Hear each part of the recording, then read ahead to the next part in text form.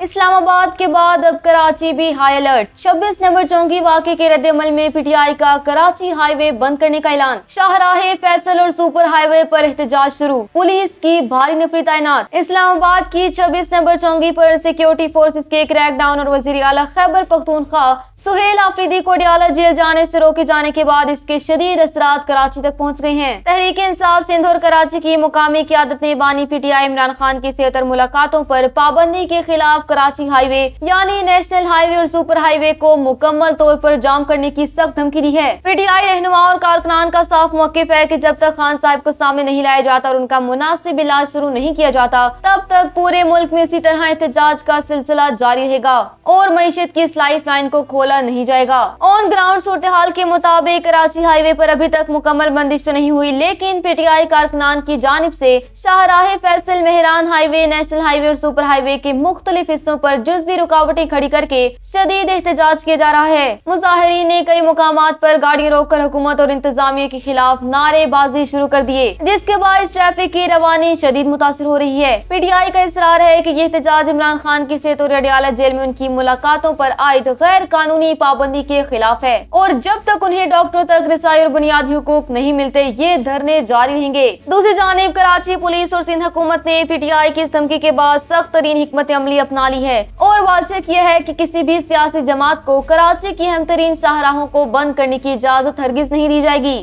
High وے کے داخلی اور خارجی راستوں اور ٹول پلازے کے قریب پولیس اور اینٹی رائٹ فورس کی اضافی نفری کو ہائی الرٹ کر دیا گیا تاکہ ٹریفک کا بہاؤ برقرار رکھا جا سکے۔ تاہم شہر کے سیاسی درجہ حرارت میں اس وقت شدید اضافہ ہو چکا ہے۔